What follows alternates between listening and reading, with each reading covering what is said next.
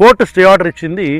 మీరు local authorities permission లేకుండా మీరు అక్కడ గుడి కట్టడానికి వీల్లేదు అని గుడి కట్టకుండా స్టే ఆర్డర్ ఇచ్చింది.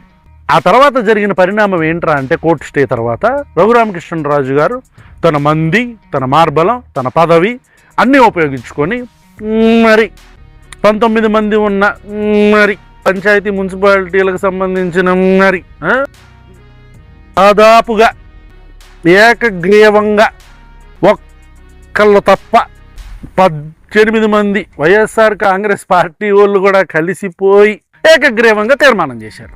యునానిమస్ కాదు, ఒకళ్ళు ఓటు ఆపోజిట్కి పడింది, గొంతెనమ్మ గుడికి కట్టాలి అని చెప్పాను. మరి ఇప్పుడు దీన్ని కోర్టు దగ్గరికి తీసుకెళ్ళాడు రఘురామకృష్ణరాజు గారు. తీసుకెళ్లకుండా ఏం చేశారు? చేతిలో అధికారం ఉంది, చేతిలో పోలీసులు ఉన్నారు, వ్యవస్థ ఉంది. ఆర్డీఓ దగ్గర నుంచి కలెక్టర్ దాకా అందరూ మన చెప్పు చేతల్లో తోలుబొమ్మలు ఆటలు ఆడించుకున్నట్టే మనదంతా తెలిసిందే కదా. ఇప్పుడు వాళ్ళందరినీ తీసుకొని మీరు రాజులు కదండి, షంషేర్గా ఆఫ్టర్ 8 అందరు లేచే టైంకి వెళ్ళి, ఇదిగో కోర్టు ఆర్డర్స్ వచ్చినాయి కాబట్టి ఇక్కడ కూల్చేస్తున్నాం గొంతెనమ్మ గుడి అని మీరు చెప్పొచ్చుగా. ఎందుకు చెప్పలా? అంటే మీరు రాజులుగా షంషేర్గా చేయాలిగా పనులన్నీ. అదేంటది అర్ధరాత్రి దొంగల్లాగా పంపించారు?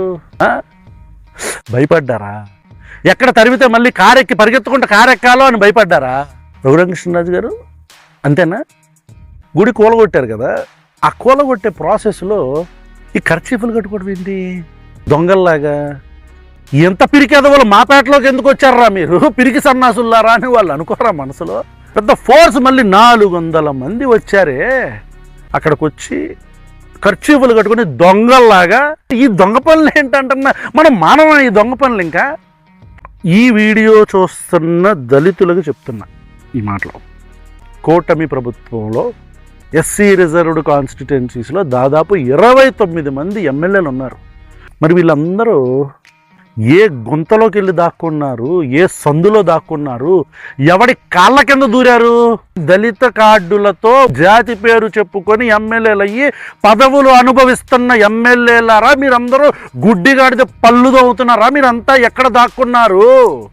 ఒక వ్యక్తి మీ మాలల్ని మాదిగల్ని పట్టుకొని అరాచకంగా అక్కడ కొడతంటే 50 మందికి పైగా మగాళ్ళని అరెస్ట్ చేస్తే మీరు మాట్లాడరు.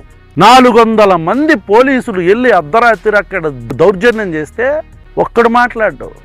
ఈ వీడియో చూసే వాళ్ళకి ఇప్పుడు ఉన్న 29 మంది including the home minister for the state of Andhra Pradesh miss Vangalapudi Anitha గారితో సహా గుర్తుపెట్టుకోవాలా. మనకు మతిమరుపు ఉంది మనుషులకి, కానీ మీరు గుర్తుపెట్టుకోవాలా. 2 సంవత్సరాలు ఎలక్షన్లు వస్తాయి, మీరు దాదాపు ఒక 20% ఉంటారు ఆంధ్రప్రదేశ్లో. ఒక్కొక్కడికి ఈ వేలుతోనే చుక్కలు చూపించవచ్చు, గుర్తుపెట్టుకోవాలా. మళ్ళీ చెప్తున్నా, ఆంధ్రప్రదేశ్లో ఉన్న దళితుల్లారా, కూటమి ప్రభుత్వం ఇదంతా కావాలని చేయిస్తుందా, తెలిసి కూడా తెలియనట్టు నటిస్తుందా, ఇవన్నీ ఎవరికి తెలియదు. కానీ కూటమి ప్రభుత్వంలో రఘురామకృష్ణరాజు ఎమ్మెల్యే ఉన్నాడు. మరి పోలీస్ ఫోర్స్ ఎక్కడుంది? రఘురామకృష్ణరాజు ఇండివిజువల్ మ్యాటర్ అయితే రఘురామకృష్ణరాజుకు సంబంధించిన వ్యక్తులు ఎవరన్నా వచ్చి అక్కడ మాట్లాడాలి. కానీ ఇక్కడ ప్రభుత్వ ఇన్వాల్వ్మెంట్ ఎందుకుంది అంటే, ప్రభుత్వం చేయిస్తుంది. ఇది ప్రభుత్వ ఇన్వాల్వ్మెంట్ అని ఎలా చెప్తావు రావు నువ్వు? అంటే ప్రభుత్వ ఇన్వాల్వ్. మరి పోలీసులు ఎవరు? పోలీసులు ప్రభుత్వానికి సంబంధించిన ఉద్యోగులు కాదా? ఆర్డీఓ ఎవడు? ఎంఆర్ఓ ఎవడు?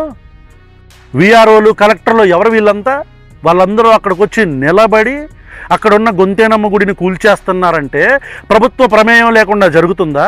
మరి నారా చంద్రబాబు నాయుడు గారు మీకు ఇవి తెలియకుండానే జరుగుతున్నాయని మమ్మల్ని నమ్మిద్దామని ప్రయత్నం చేస్తున్నారా?